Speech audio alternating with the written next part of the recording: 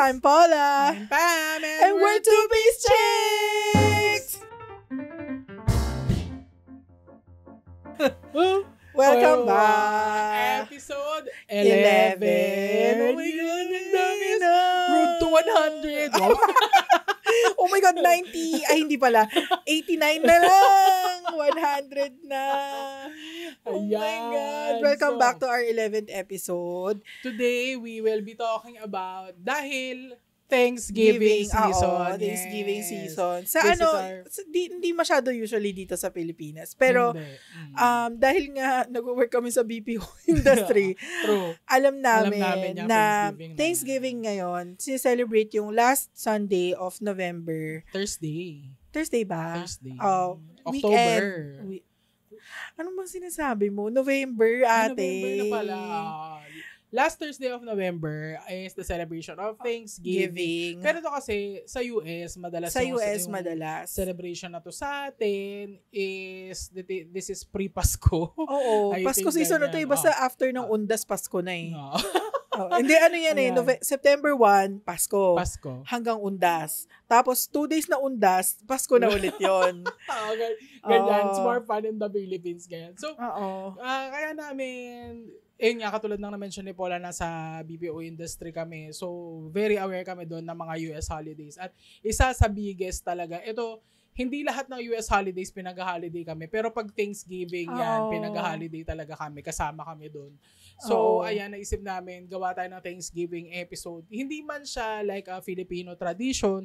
Naisip namin na meron din naman kaming mga bagay at mga tao na we are thankful for sa mga buhay namin. Correct. So bukod yes. sa bumili sa Black Friday sale, magte-thank you din kami sa mga taong naging importanteng parte ng buhay namin. And siguro sa character building din namin. Sa mga experiences na nag-shape sa aming character. Ganyan. Correct. So, ayan. Okay. So, bago ka mag-check out dun sa sa binibili mo sa Black Friday sale, makinig ka muna. True. And magnilay-nilay ka kung sino yung mga pwede mong pag-thank youhan. Yes.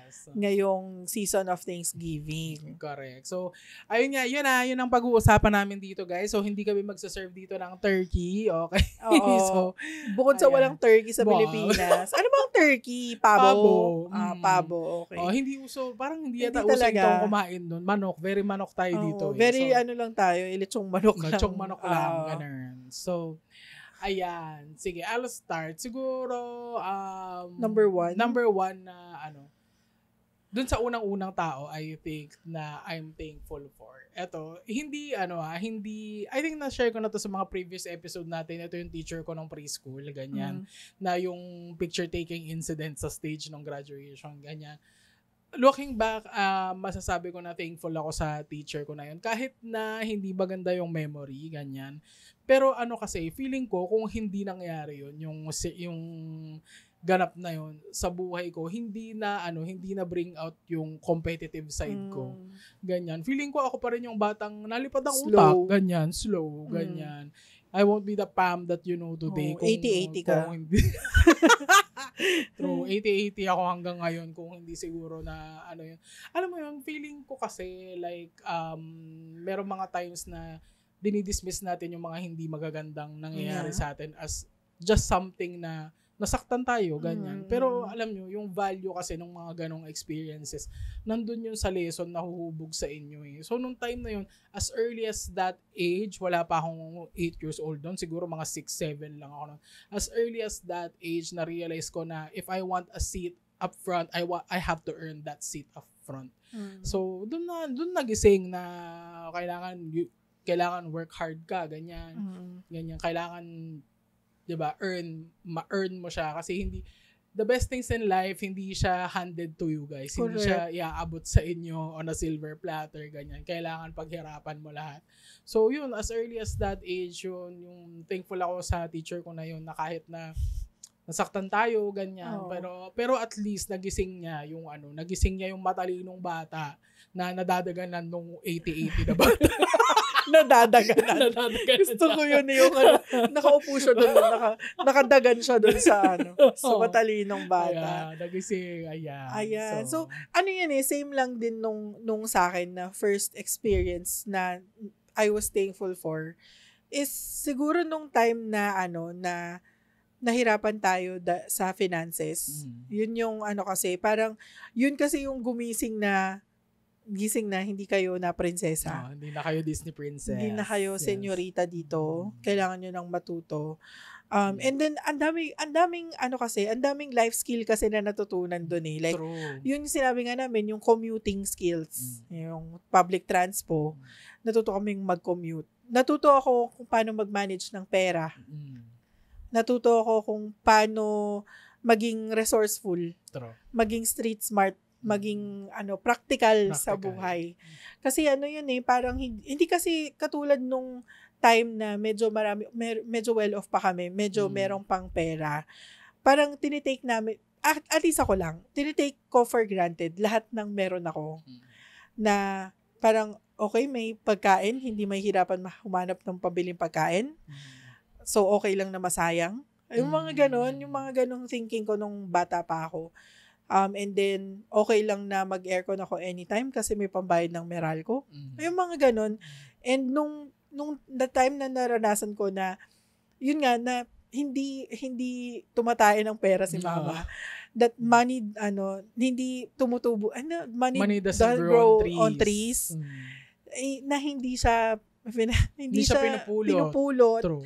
Doon ako nagising na okay, sige, hindi na tayo pwedeng magsayang ng kuryente, ng tubig, ng pagkain. ng pagkain at ng mga kung ano-anong pera in general. Tapos yun nga, yung maging resourceful ka,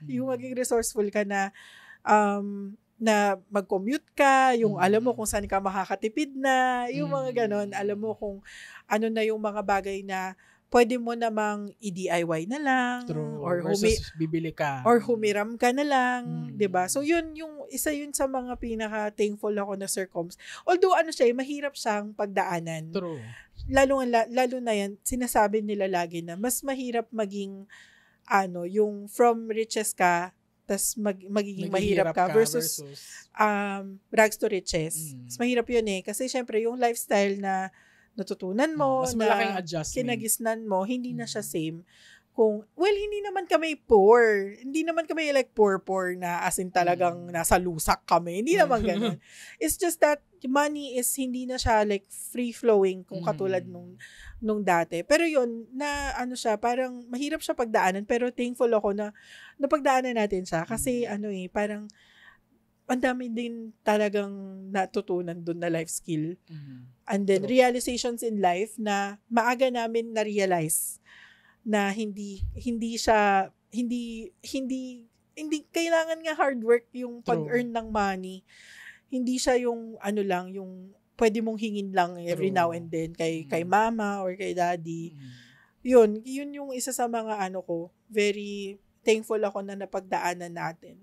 Although mahirap siya. Pero mahirap talaga considering yung kung saan tayo galing kasi, 'di ba? Pero looking back, kumbaga ang dami mo rin kasing natutunan doon 'Di ba? Like yun nga, pag-manage ng pera, pagiging resourceful. That's the thing about pain, guys. Hindi nyo siya ma-appreciate hanggat hindi nyo siya nalalampasan. Yeah. So, 'di ba? It's going to hurt like 'di ba? Habang na-experience mo siya, it's going to hurt, and I understand kasi pain, it will cloud your judgment, ganyan. Siyempre, nasasaktan ka, ang may isip mo lang, masakit na that you're in pain. Pero once you go through that pain, marirealize mo na it built you into something else na hindi ikaw before. Ganyan. Na nag-improve ka, ganun. Meron kang mga bagong natutunan, nagka-character development ka, ganyan.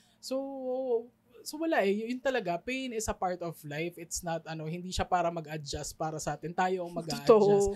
Alam mo, sa totoo lang, it doesn't get worse, we just get better. Na parang tumataas lang yung tolerance mo. Yung pain na yan, same level lang yan sa lahat ng stages ng buhay. Ikaw yung nagbabago, tayo yung nag-e-evolve. So yun yung kaya talaga karamihan ng mga, feeling ko karamihan ng mga circumstances, mga i-share natin dito na thankful tayo is yung mga events na sobrang nasaktan tayo, Oo. sobrang nagsuffer tayo. Kasi doon talaga nag-build ng doon nag-build ng something, doon nag-build ng better version of Oo. you. So, ayun nga, katulad nung na-share ni Paula na nung na na kami, na sipa na kami sa pagiging well-off, ganyan. Bumagal hanggang sa completely nawala yung flow ng pera, tapos na-force na kami na, alam mo yun, na magtrabaho na, as in kami na yung mag-earn ng sarili namin pera, ganyan, kami na yung bubuhat kay mama, ganun.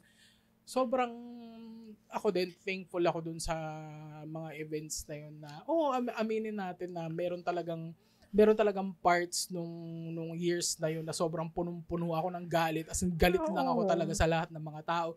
Bakit to nangyayari sa akin? Mga ganyan. Pero along the way, marirealize mo na habang napipilitan kang gawin yung ayaw mong gawin, parang nare-realize mo na kaya mo naman pala in the first place. So, 'di ba? Parang there's no reason for you talaga na magalit, ganyan na manisi, ganyan na ba't nangyari sa iyo to, ganun. Ano lang kasi talaga kailangan mo lang talagang pagdaanan. That's how it works. Parang law of nature yun na ganun talaga siya. Kung ayaw mo, di wag ka dito. Sa ibang world ka. Sa ibang world ka. Lipat ka sa Saturn. Yung ganyan. yung sinasabi nila, kaya mo naman maarte ka lang. Kaya mo, dami mo lang arte. Dami mo lang arte. Which is true din naman yun. And kumbaga, ito nga, lagi kong sinasabi to sa boss ko na, kaya ko naman po, gusto ko lang magreklamo muna. Tapos, gagawin ko po yan. Pero kaya ko po yan. Pero iiyak muna ako. I just need to feel it. Kailangan ko lang i-feel muna na mahihirapan ako, iiyak muna ako, rereklamo ko, pero kayang-kaya ko po yan. I just need to have my feelings muna. I-validate ko muna yung feelings ko. So, ayun, I guess din yan parang kakabit kasi niyan is yung mga people din that stayed through yung ganong situation natin noon, and which is I'm very thankful for yung mga pinsan natin. True. Mga pinsan, and si Tito Mon, shout out! Tito, kung naririnig ka man, si Tito Mon po ang favorite naming tito. Yes. Best tito ever. I mean, sorry po sa iba naming tito, pero siya po talaga ang favorite naming tito. Kasi nakita ko talaga kung gaano katindi yung loyalty niya kay daddy. True. As in, naiiyak na naman ako. As a person na mababaw ang luha. Pero, na-appreciate ko talaga yan, si Tito Mon. And, naalala ko nun, yung isa sa mga milestone ko sa buhay, nung nakuha ko yung sasakyan ko, nung hindi ko pa siya kasi pinost sa social. Hindi ko in-announce agad kasi ayoko ma-evil eye and all that. And gusto ko kayo asan yung mga pet peeve na hindi nakaka-appreciate ng success ng iba. Pero nung hindi ko pa siya pinopost, isa sa mga sinendan ko yan, si Tito Mon. Kasi gusto kong ma-proud siya sa akin. And very thankful kami or ako sa'yo, Tito Mon, kasi grabe talaga ang loyalty niyan. Then, and hindi niya kami iniwan. Hindi niya iniwan si Mama sa mga pinagdadaanan ni Mama, and knowing that siya din kailangan niyang itaguyod yung pamilya niya. Di ba? Kailangan niyang pumili kasi kung itutuloy niya ba yung work niya or magiging mag-support siya kay Mama and all that. Pero we understand na syempre pamilya yun kailangan mong itaguyod yun. And parang very thankful ako na siya din, very proud siya sa mga nararating natin, ganon. Kasi na siya, iba na ngayon na ako personally growing up, parang inisip ko everything will be handed to me.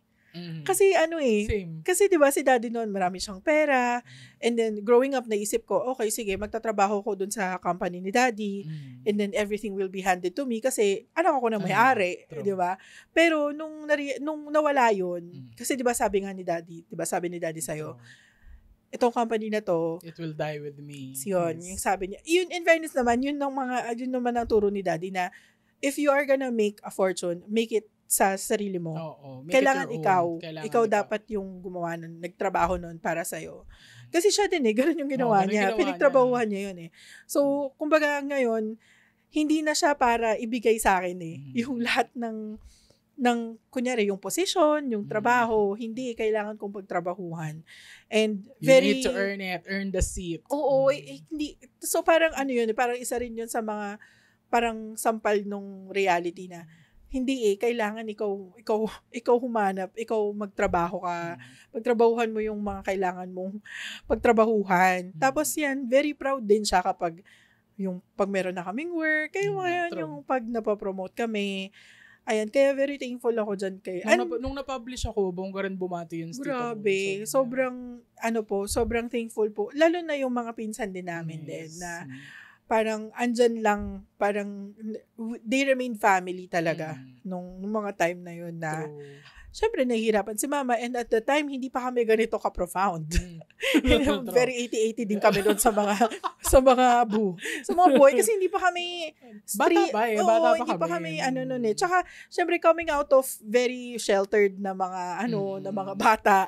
Feeling namin nung talagang mundo ang mag-a-adjust sa amin. Kaya parang hindi namin na-realize na ganun na pala yung pinagdadaanan ni mama. And then yung mga pinsan namin, yan. Kaya very thankful kami. Yan, sila Cara, yan. Cara, Claudine. Yan, yung mga very Jepoy, sila Jepoy. Ayan, very thankful kami na nandyan kayo to support the family din. Kasi syempre sila din, they were very thankful din na naging part sila yung influence nga ni daddy noon. Kasi kahit yung mga second degree pinsan namin, talagang sobrang grabe yung effect nung buhay ni daddy sa buhay nila. So, yun, thankful kami sa inyo na yung mga pamilya talaga na ganyan na hindi nag-aagawan ng lupa. True. Very thankful kami sa inyo. Pag nagsasama-sama kami, puro mga puro mga katangahan lang. Puro mga kabalbalan lang pinag-uusapan namin. Hindi kami naglalaitan, hindi kami nagkukumparahan ng buhay. Nag-i-schedule lang kami ng samgyup. Ganyan. Ganyan. Kaya very thankful kami sa mga pinsan namin na ganyan din. Tapos yun nga, kahit ang tagal-tagal yun ang hindi nagkita-kita, diba? Pag nagkita, parang wala lang. Parang magkasama pa rin sa bahay. Ganyan. Kasi dati, growing up talaga, magkakasama kami sa isang compound. Sa isang compound kami lumaki lahat. Lalo na yung side ni daddy. Sa side ni daddy, diba? Yan. Kaya very thankful kami sa inyo na kahit na ganon, yung pinagdaanan natin. Kasi parang technically, kayo din dumaan din kayo doon. Sabay-sabay tayo talaga dumaan. Na-experience yun na parang kayo, you remained very, family nga. Nung mga time na yon. Thankful kami sa inyo. And, sana thankful din kayo sa amin. Na naging part kami ng family nyo. Pero yun, very thankful sa mga ganyang, sa mga ganyang family members. Lalo na extended relatives. Ang hirap Ang hirap kasi pag yung mga relatives mo, puro ganon Puro ganon lang ang ambag. Walang man lang. Pero, very thankful kami na ganyan yung mga extended relatives din namin. Nakakatawa din naman. Alam mo, isa yan sa mga isa sa mga pinagpapasalamat ko, ganyan. One of the things that I'm thankful for is yung family natin na walang perfect na family. Meron pa rin naman tayong dysfunction kahit konti. Pero at least, hindi siya yung type of dysfunction na makakadestroy ng mental health. Alam mo yun? Parang, true. Ano lang kami, as in parang, ang chill lang ng pamilya natin, ganyan. Parang, at least sa natin sa immediate family circle natin, walang inggitan, ganyan, walang kumparahan, ganun, walang kompetisyon, ganyan. Lahat masaya para sa isa't isa, which is very lalo pag Filipino family, very rare yung ganyan, 'di ba? Na lalo kung galing kayo sa generation na lahat nagpapataasan ng ihi, mga ganun. So, sa ngayon sa family natin talaga walang ganyan, na I can proudly say na pag-usapang pamilya na halimbawa kayong magtotropa, ganyan, mag-heart to heart kayo, usapang pamilya. Ako yung walang ambag kasi walang gulo sa pamilya namin. True. I mean, hindi naman din 100% perfect, no? Pero hindi siya yung katulad ng mga ibang na nagpapakialamanan. Tapos meron nga iba na parang Game of Thrones level try-duran na yung nangyayari. Oo. Sa amin talaga wala. Can't relate. Pag mga ganun yung convo, can't relate talaga. Nakikinig lang ako sa kanila. Ganyan yung mga share nila ng problema nila. Kaya thankful din ako na sa amin walang ganun, ganyan. Na super thankful din ako kay mama kasi parang siya yung talaga. True naman. For someone that was born in Boomer si mama, diba? Hindi, Gen X si mama. Gen X na ba si mama? Grabe naman yung boomer, sis. Yung yung World War ano na yun eh. Sorry. After ng World War yun eh. Okay, so Gen X. Gen X, Millennial, and then Z, di ba? Okay. So, yan, si Mama, for someone that was born in a very old school, traditional na family, ganyan. She has shown a very impressive talagang trend ng pagiging progressive. Na siya yung ano, 'di ba? Siya yung ano, galing siya hindi siya normal na parent. Hindi siya normal na parent na from that generation. Kasi you would expect her na the kind of Pinoy mom na, dapat ganito ka, dapat ganito gawin mo. Bakit yung pinsan mo ganito? Tapos ikaw ganito ka lang, hindi siya ganun. As in, ano lang siya. Saka siya, hinahayaan niya kaming pumili ng desisyon para sa buhay namin. Although, meron siyang input. May input. Pero hindi niya ipipilit yung gusto niya. Which is, very din naman sa mga, very refreshing na marinig yun sa nanay. Kasi siya, hindi siya for the pakialam ng mga desisyon mo sa buhay mo. Correct. Siguro ang pinakapakialam niya na sa mga buhay namin is kung nagdadasal ba kami. As in, tumatawag ba kami kay Lord enough, ganyan. Yun yung laging paalala niya, lalo sa akin. Kasi feeling ni Mama, hindi ako nagdadasal. ano kasi na, demonyo ka na kasi. Just like damonyo kasi. Ayun. Pero isa rin yan, number 1 naman. Very thankful kami sa'yo, Mama. For holding on. True, super resilient. Ayun talaga, embodiment ng resiliency yan si Mama. As in, yung resiliency niyan, 5 minutes lang. True. 5 minutes lang, nag-ano na yan. Yung sabi ko nga sa'yo, yung experience namin na sinisigaw-sigawan siya ng mga mga pinagkakautangan niya. Sa sarili niyang bahay yun, ha. Sinisigaw-sigawan siya. Nung hapon nun, nagkakaraoke na siya. No. Very walang sa kanya. Very walang ang mga pinagsasabing hindi maganda nung Very water of a duck's back na yan. Yung mga yung nagro-roll lang. Grabe naman lang. Yung idiom na yan. You learn something new every day. Learn something new. Water of a duck's back. Ayan. Sobrang lang siya. Sobrang resilient. Ganun. Basta, tsaka yun nga, yung hindi niya ipipilit yung gusto niya. Although may input siya, sabihin niya what she thinks, but hindi niya ipipilit sa'yo. Very simple na dyan yung pagpili ng course. Diba? Ako nun, ang gusto niya sa akin, mag-engineering ako eh.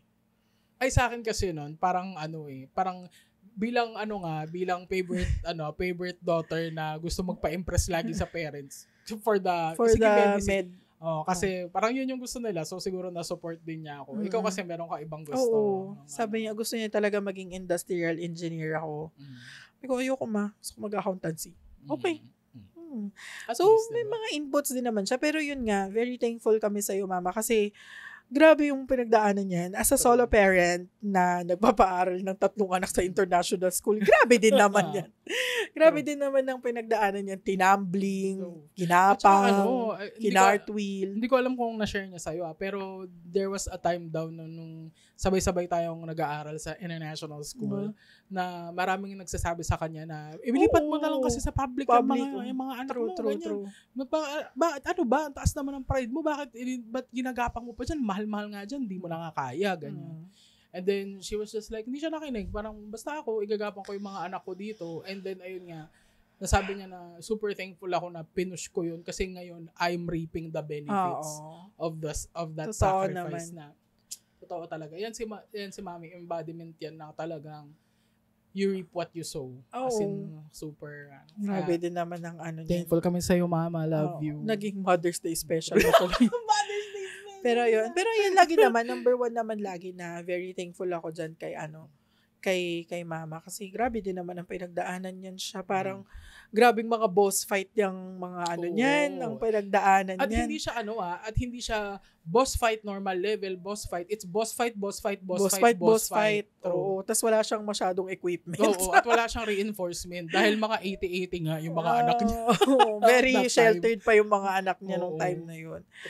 So, ayun. Ano pang mga natin bukod sa mga relatives? Of course, friends. Right?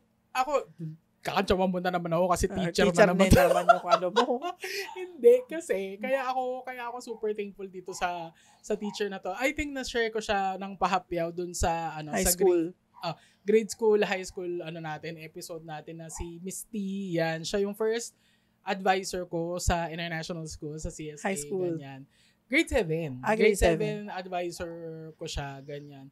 Tapos siya kasi yung unang sa akin, siya yung unang adult na nagsabi sa akin na kaya mong magsulat. Kasi at that time, yung level ng paniniwala ko sa sulat ko, kaya lang ako nananalo sa mga contest ng grade school. Kasi nga, Nepo baby nga. Nepo baby nga kami sa school na yun. Tapos feeling ko at that time, kaya ako nananalo kasi wala akong kalaban na legit magaling talaga. Alam mo yun, parang I was the best at what they have to choose from. Alam mo yun, parang so kung lahat kami doon basura, ako na yung least basura. Alam mo yun? Ganun yung ikaw yung biodegradable. Ayun. So sa bunch of puro non-biodegradable, ako yung biodegradable. So ako yung panalo. Ganyan. Feeling ko ganun. Ikaw yung healthy for the environment.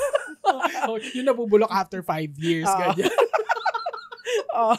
So, ayun. So, nung time na yun, to have a Filipino teacher kasi siya, to have a Filipino teacher tell me na magaling kang magkwento, as in clinical word magaling, as in verbatim, magaling kang magkwento, ganyan. Pero yung kwento mo is yung talaga, events, ganyan. Hindi ka magaling magkwento ng ideas. Yun yung sinabi niya sa akin. So try mo magsulat ng maikling kwento, ganyan. Tapos doon, una akong nag-try na, tapos nananalo ako, na-validate siya throughout high school for 4 years. And then yung ultimate validation nakuha ko nung 4th year na sumali ako ng inter-school contest. Tapos nanalo ako. Ang mga kalhabang ko doon, taga-Ateneo, Lasal, other international schools, at ako yung namayagpag. That was like, okay, marunong, kaya kong magsulat ng maganda, ng hindi biodegradable ang grade. Ganyan, ng hindi basura. So, yun yung parang nag-ignite ng, yung creative ko na, baka kaya kong maging writer. Yung gano'n doon nagsimula na, ayan, nagsusulat-sulat lang ako yan throughout high school. Nung college, nagsusulat ako sa College of Science Journal, ganyan. Parang doon lang, parang little leagues ng pagsusulat nung throughout school, ganyan. And then, nung nag-start ako mag-work, doon ko sinimulan yung Ang Pag-ibig ni Crayon, my first novel. Tapos, wala lang, parang nung time kasi na yun, gusto ko lang magsulat talaga. Wala akong goal na ma-publish, ganyan. Although, sige, dream na siya at that time. Pero feeling ko talaga, kung hindi ako sinit down ni Miss T at hindi niya ako sinabihan na magaling kang magkwento, wala yung libro na yan, nakikita nyo, wala yung nagsusulat ako, may ganda, iiyak ako. Wala yung nagsusulat ako sa Facebook ng mga movie reviews, ganyan, mga essay, ganyan, pag may time ako.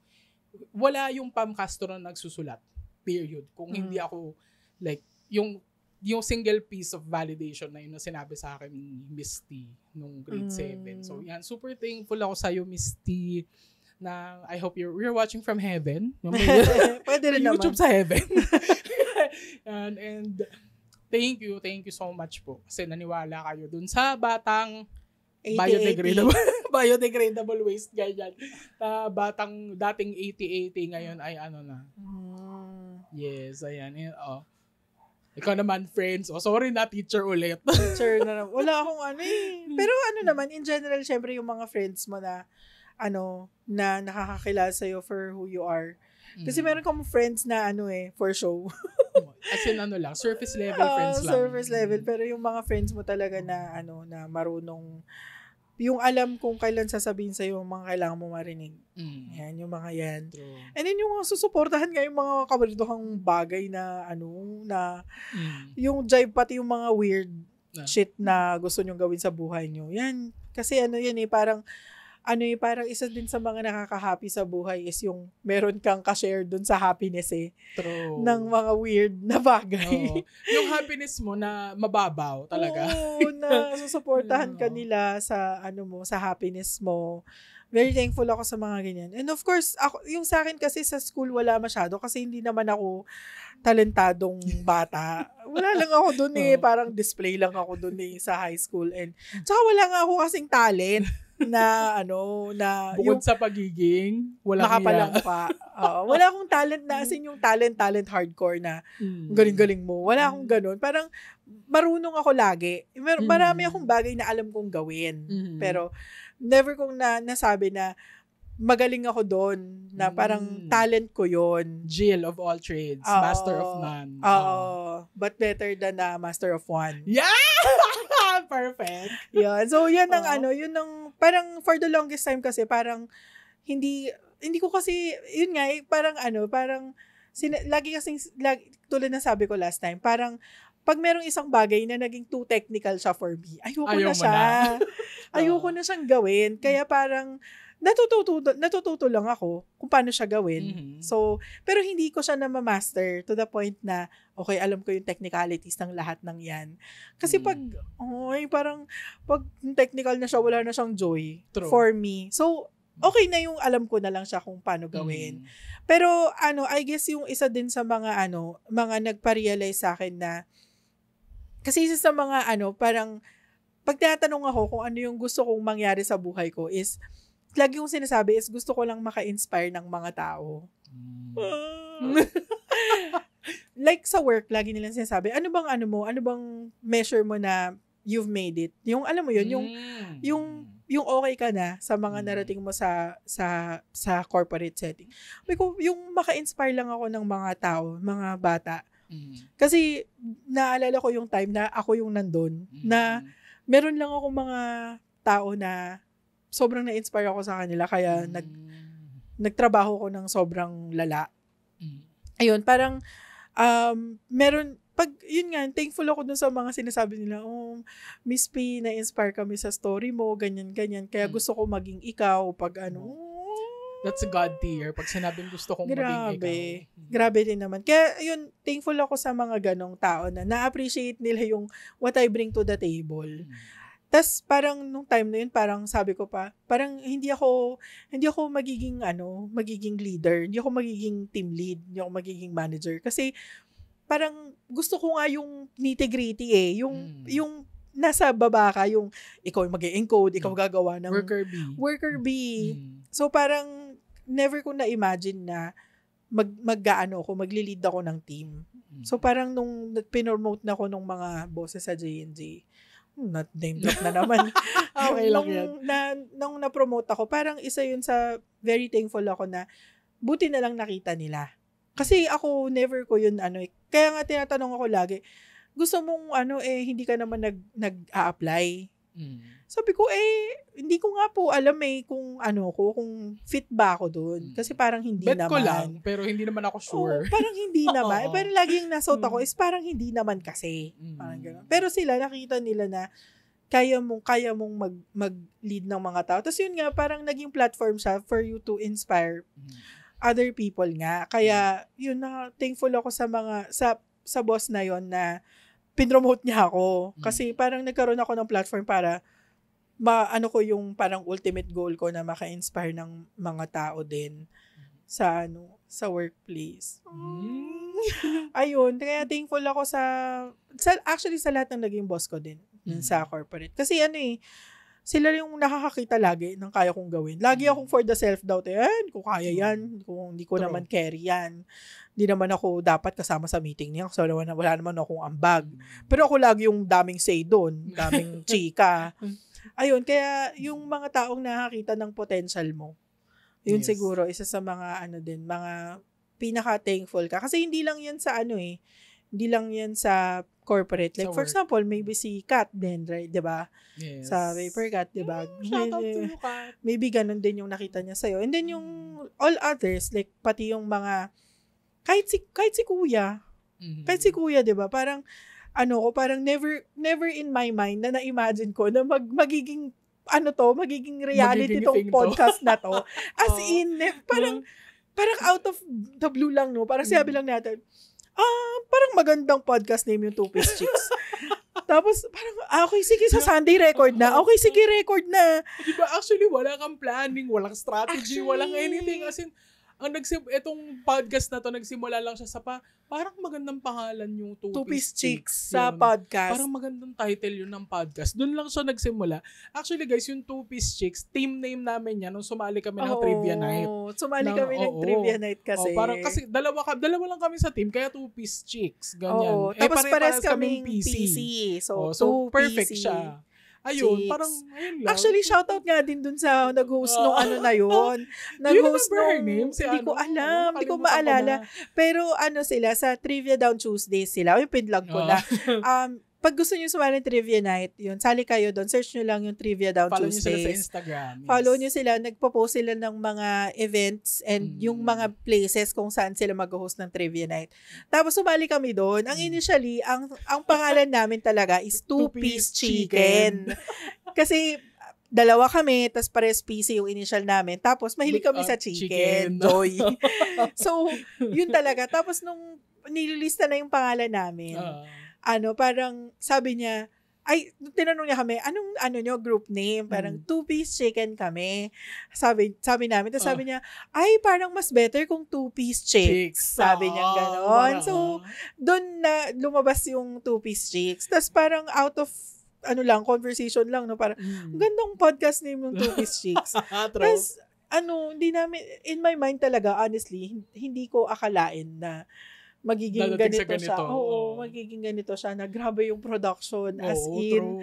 Grabe yung mga setup ng namin. Grabe din naman. Kaya thankful din kami sa'yo, kuya. At sa'yo ating trivia night sa sa pagpangalan ng Oo, kasi ng podcast talaga never ko na-imagine talaga na magiging content creator tayo. Kasi laging frustration lang yun na sana pala, ganito na lang, nag-record, ganyan. Pero ngayon, eto na siya. Diba? From sana pala, ngayon, na siya. As in, ngayon, kahit paano na ngayon, may strategy na kami, may planning na, ganyan. So, medyo nagiging production na talaga siya ng bongga. Saka din ako, thankful din ako sa ni Kuya. Kasi siya ni Kuya parang risk taker siya, tas ambitious. True. Ganun siya, yung pag nag-try siya, all in siya. Hindi pwedeng which is kailangan naming dalawa kasi kami hindi kami hindi ganun. Ako risk taker. Grabe ako talaga pag siya, pag hindi siya yung igaganon mo lang, yung ididip mo yung paa mo sa waters. Dive talaga. Dive head first talaga siya. Oo, as in. Kaya, so, parang siya, parang, yun nga, parang, nung una, parang pa kami, nag-hesitate pa kami na, bibili ba kami ng mic? Ganyan. Diba? Bibili ba kami ng mga mixer and all that? Pero, yun pag quality, yung quality kasi talaga yung habol. So, ayun, kaya thankful din kami na na ganito, na merong ganitong setup na meron kaming producer na super talaga siya. Kalain nyo yun, parang meron siyang ang dami-dami niyang ginagawa sa buhay niya. Meron siyang 2 anak. Grabe. Kaya, thankful ako sa'yo, kuya. And, and you made this happen. Kasi wala naman kami dito, artista lang kami dito. Pretty lang ulit. Pretty lang ulit ang ambag. Airtime lang ang ambag namin dito Pero yung post-production, pre-production nito, diba? Pre and post-prod siya. So, ayun. Kaya maganda na yung quality nung namin, diba? True. Nagsimula kami sa parang, wala plain lang. Plain lang. Tapos naalala nyo yung declip namin na mic. Ngayon, kumpleto na siya. Meron na kaming ultra lighting na, meron na kaming photography direction, ganyan. Yeah, meron ng mic stand, diba? So, ayun, thankful kami sa'yo, kuya. Yeah. Sa, for making this podcast happen. And para din marinig ng lahat ng mga pinag-uusapan namin. Oo, kasi sayang. Sayang naman yung funny namin. Kaya namin. Mga funny, namin, comments namin. And yung profoundness namin, sayang. Hindi ma-share sa world. True.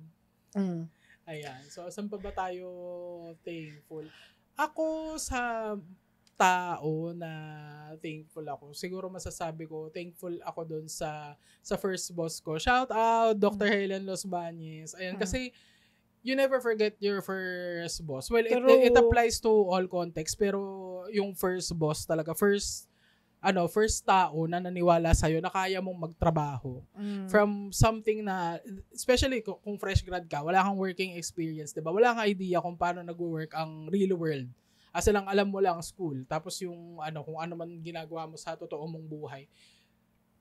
Iba yung first person na talagang naniwala sa'yo na, okay, sige, you're hired, ganyan. Kasi ako nun, ang nadala ko lang sa table is yung degree na willingness to learn. willingness to learn, work overtime, and with kahit walang holiday pay, mga ganyan. Oo.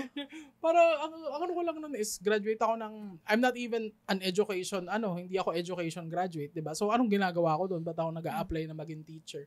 So, nung time na yun, parang nakaka-touch na binigyan niya ako ng chance na magtrabaho para dun sa school niya. Kahit na technically, hindi ako qualified. Kasi unang-una, yung course ko, hindi siya pang teacher. On top of that, wala akong lisensya, hindi ako LPT. So, ayun, parang ang talagang dinala ko lang dun is yung kakayahan kong magsalita in public. Kasi, talaga, aminin natin, talent yan. Siguro na na-develop ko to throughout the years sa CSA, no? Kasi doon talaga kailangan maging articulate ka at some point. So, ayun, yun lang, nag-demo ko, nagturo ako nun ng empirical at molecular formula. Chemistry pa nun talaga. Ang ko, hindi bio, chemistry. So, yun yung tinuro ko, ganyan. Tapos ang mga kaharap ko dun, yung mga magiging co-teachers ko, ganyan. Sila yung sa akin, nag-evaluate. Tapos nandun siya sa likod, si Doc Helen. So, ayun, after noon, interview lang. Tapos yung mga tinanong niya sa akin sa interview is not about my educational attainment. Yung background ko, buhay ko, ganyan. Parents, ganyan. Mga kapatid, upbringing, ganon, religion, ganyan. Mga paano ka ba as tao. Parang ang measure niya doon is emotional intelligence, EQ. So, kasi yung sa demo is IQ yun eh. Parang alam mo ba yung sinasabi mo, ganyan. So, yun, nung time na yun, nung tinanggap niya ako, parang, okay. Welcome aboard, Teacher Pam. Tinawag niya akong Teacher Pam, as in parang, ano ba? Parang napadaan lang ako dito, tapos tanggap. Parang, ayun talaga, sobrang nakakatawa. Grateful ako dyan kay Doc Helen. Sobrang challenging for me yung role ng teacher. Kasi nga, hindi ako prepared for that role. Kumbaga, lahat ng natutunan ko sa pagiging teacher, dun ko na natutunan mismo on the job.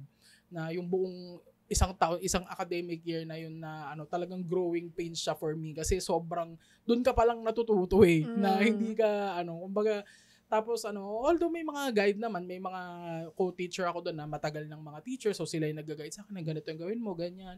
Paano pag may batang ganito, mabagal, 'di ba? Hindi makasabay sa the rest of the class, anong gagawin mo, ganyan. So ayun, super thankful ako sa iyo, Doc Helen, for giving me a chance. Kasi yun talaga, parang feeling ko, yun yung trabaho, yun yung defining moment ng existence ko na ito ka na habang buhay, teacher ka na. Kasi ang dami kong tinry na trabaho afterward, diba? Nung nag-BPO ako, ganyan, nag-med-trans ako, ganyan, nag-screenwriting pa ako, nag-subtitle editing. And then, ang bagsak ko pa rin, gusto kong magturo. Gusto kong maging trainer, ganyan.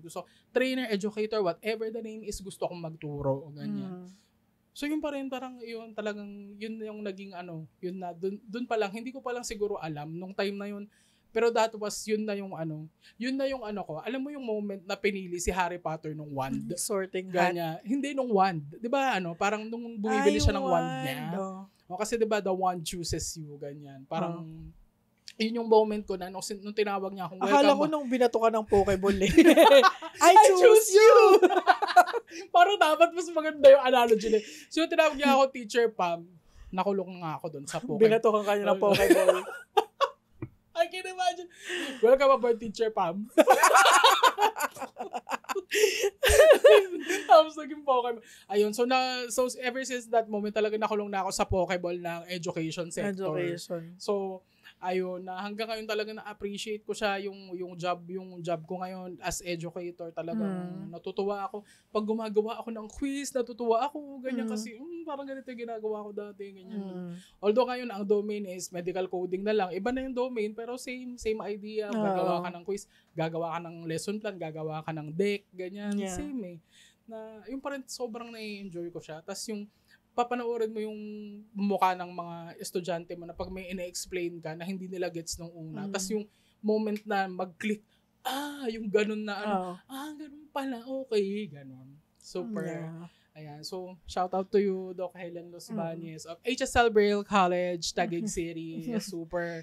Thank you po, Doc. Sobrang kayo. Laki ng ambag sa buhay ko talaga. Actually, ang laki talaga ng ambag ng mga bosses talaga, no?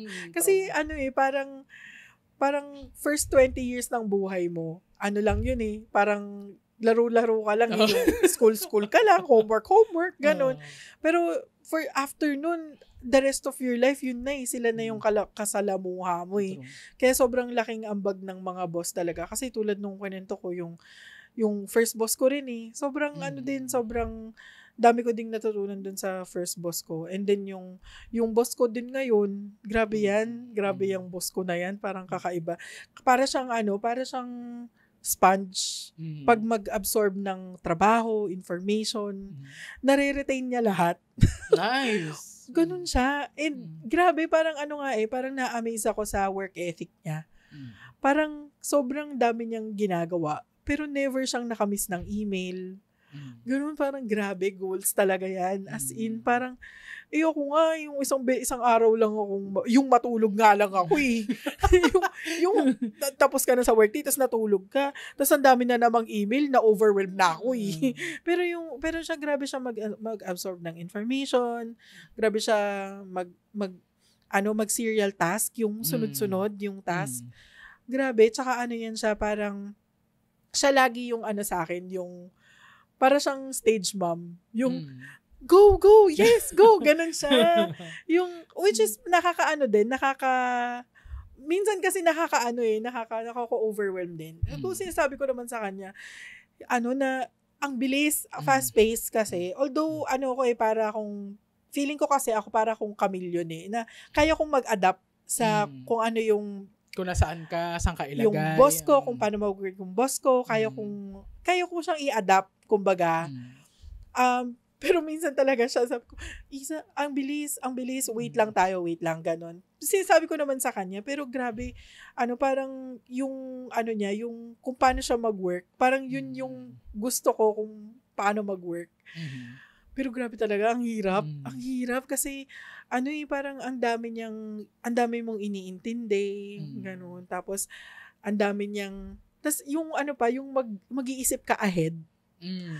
Yun yung pinakamahirap gawin. That's the hallmark of a great boss. Yung thinking 5-6 steps ahead. Kaya mong i-forecast yung which is ako hindi ko pa kaya yun kasi ako lahat in the moment Okay, sige, eto lang muna. Tsaka ko naintindihin yung mga future nito, pero eto muna, i-firefight ko muna to. Ito muna yung gagawin ko. Kasi pag inisip ko pati yun, na-overwhelm talaga ako. Kasi nakasira ng ulo yun. Nababaliw talaga ako na to the point na, ayoko na, tulog na ako. Sleep na ako. Ganon, kaya grabe yan siya. Tapos yun nga, yung very supportive siya na, go. Yung laging ako yung laging niyang china-champion kumbaga yung mga tao niya na okay, sige, dyan kayo para ma-expose kayo, dyan kayo. Laging na kung saan niya kami para makuha namin yung network baga. Kaya yun, na-appreciate ko din naman siya. Kaya lang yun nga, minsan nga nakakaano din na English na naman yung usapan doon. Ayoko pumunta doon sa meeting na yun kasi Englishan na naman. Ayoko mag-English. Kasi nga ayaw natin yung English na yan. So, ayun. Pero, sobrang nakaka-affect din kasi siya kung paano ka mag-work ngayon. Like, na-adapt mo kung paano yung working style. Tapos, kailangan mong, although, parang need yun na kailangan sabayan mo. Pero yun, marami kang natututunan na yung mga, kung paano mag-serial task, yung paano mag-isip yung level higher sa'yo, yung parang ma-instill niya sa'yo kung paano siya mag-isip as your boss. Parang ganon. Isa sa mga din yun, kasi kailangan meron kang ganon forward thinking. True, alam mo, super underrated. Ang ganda pa naman na sasabihin ko, tapos na, di ko na nga pinansin Okay, sorry. Okay. Isa sa mga underrated.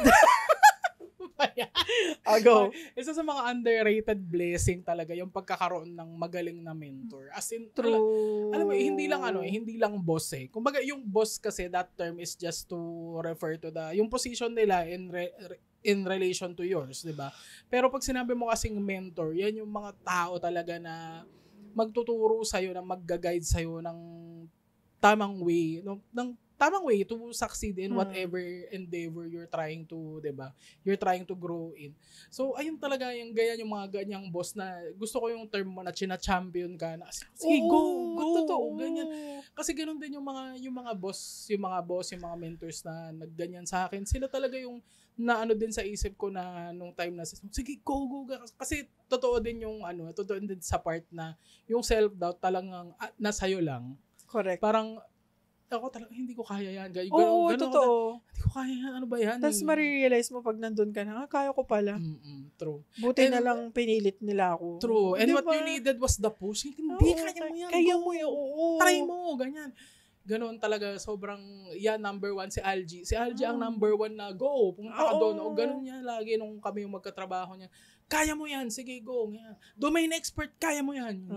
Tapos, yun talaga yung iba talaga na merong naniniwala sa'yo. Correct. Na alam mo yun, na yes, we recognize. I mean, kahit hindi boss, like yung peers mo din, ganyan. Actually, anyone kahit that sino, believes in you.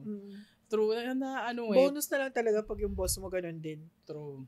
Kasi, na yun talaga isa yan sa mga klase ng tao na kailangan natin sa mga buhay natin, yung mga magcha-champion sa atin. Oo. Kasi Tsaka talaga. lalo na ngayon, halos more than kalahati ng araw mo napupunta sa kung nasan ka nagtatrabaho. True. Diba? That's where you spend most of your time. So, dapat talaga. Aminin na natin, diba? Bukod sa tulog pinakamahaba lagi work hours. So, 'di ba, parang okay na dapat maging thankful ka sa mga ganong tao sa buhay mo, sa corporate life mo, or sa buhay mo, sa mga peers, friends, ganyan na ako thankful ako dyan kay Kat talaga yan. Greatest fairy godmother of them all talaga yan, si Bakla. Kasi sobrang talaga siya, hindi siya, talaga siya, champion siya mag-champion ng mga authors niya. As in, recently, dinala niya kami sa Germany, yung mga gawa namin, yung Frankfurt Book Fair, guys, iniisip ko pa nun parang hindi naman fit doon yung libro ko kasi Tagalog 'di ba? Sino bibili niyan doon? Hindi mga German tao doon. Parang sabi, no, it's not about the language that your book is in. Parang this is to introduce to the world the kind of literature that we have. Sabi niya, kaya dadaling kita doon, ganyan. Tapos parang sabi ko, talaga ba? Tapos biglang nakita ko na yung PubMats, nandun na yung libro ko, sinesendan niya ako ng mga pictures na may mga German buildings sa likod, ganyan, doon sa book fair mismo, ganyan. Super nakakaano, as in sobra siyang mag-support sa mga authors niya. Hindi lang dun sa part na ipiprint niya yung libro mo, ipapublish niya, bibigyan niya ng ISBN, ilalagay niya sa National Library. That's bare minimum of what a publisher can do for you as an author. Pero siya, ipipitch niya yung libro mo sa mga movie makers, filmmakers, ganyan, gawan niyo itong adaptation, maganda to.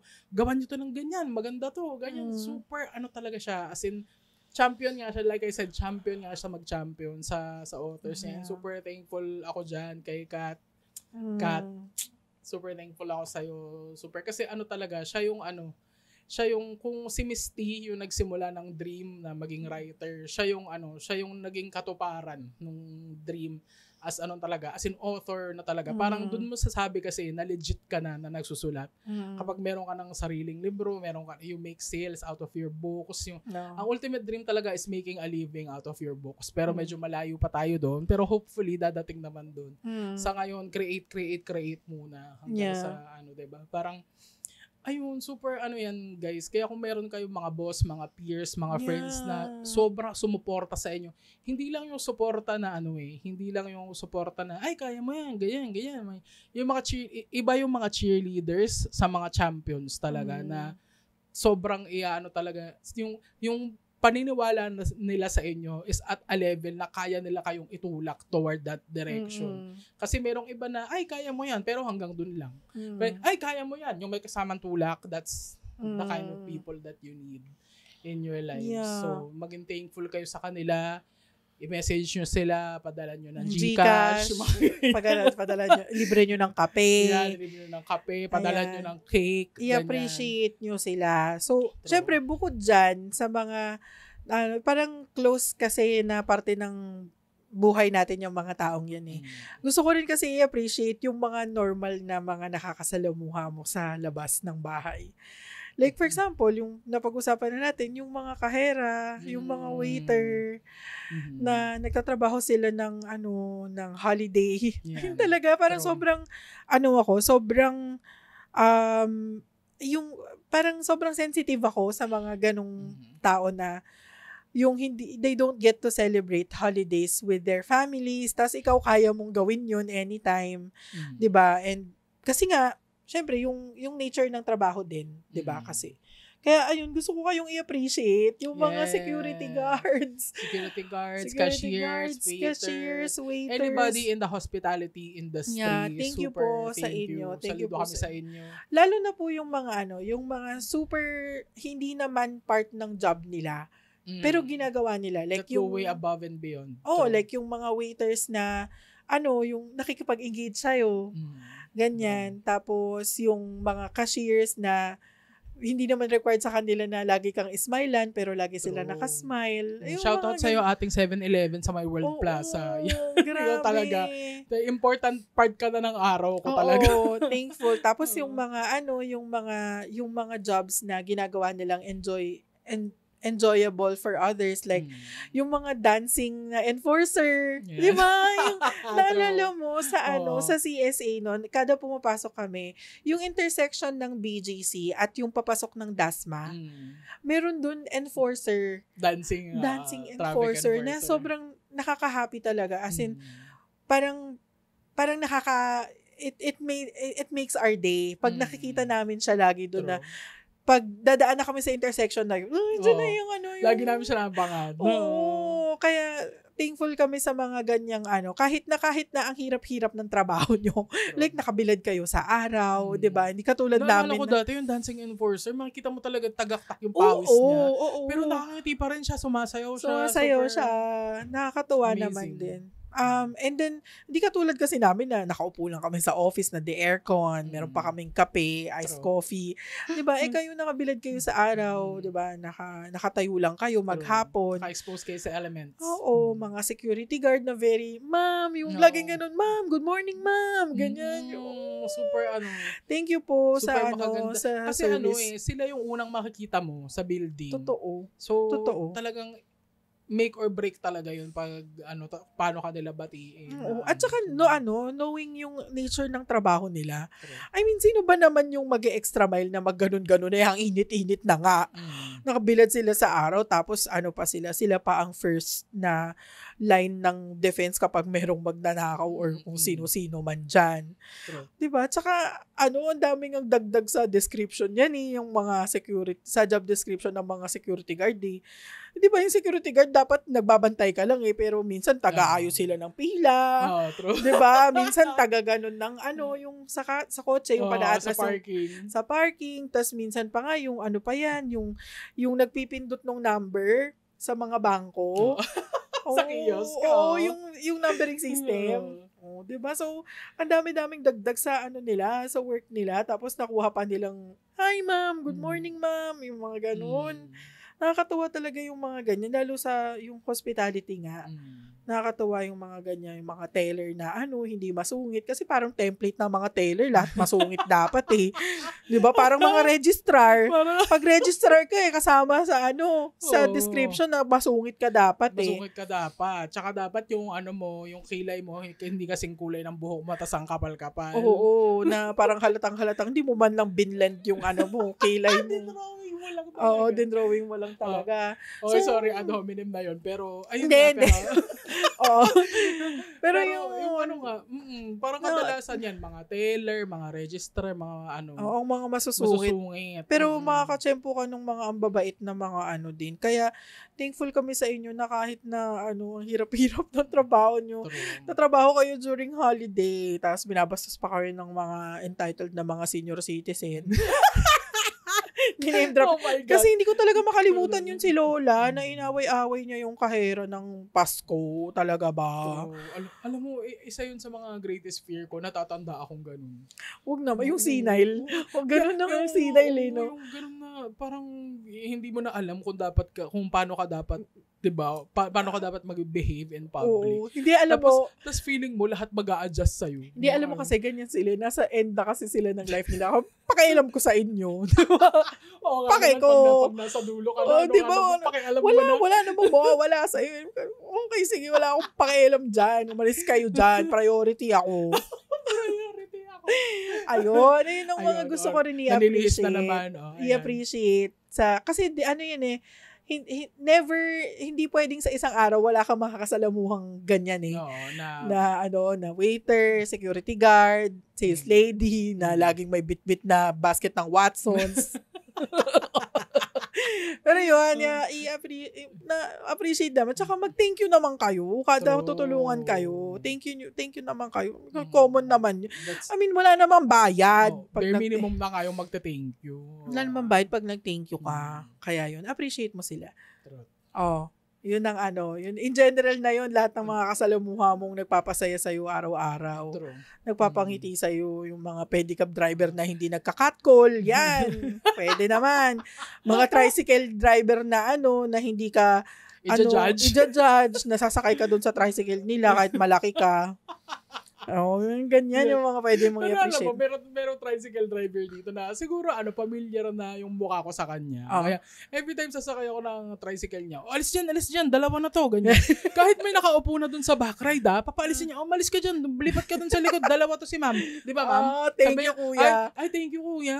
Dyan na ako. The best ka talaga. Kaya medyo familiar. Hindi ko pa natatanong yung name niya, pero familiar na yung mukha niya sa akin na pag nasakay ako dyan.